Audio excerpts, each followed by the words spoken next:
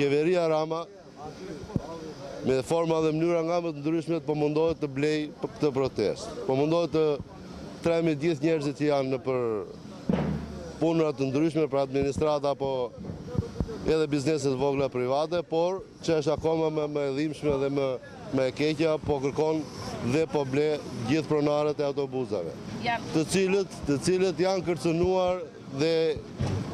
u janë ofruar lek gjatë gjithë mbrëmjes së dieshme.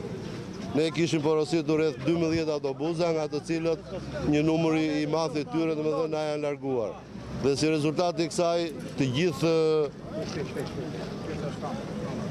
këtë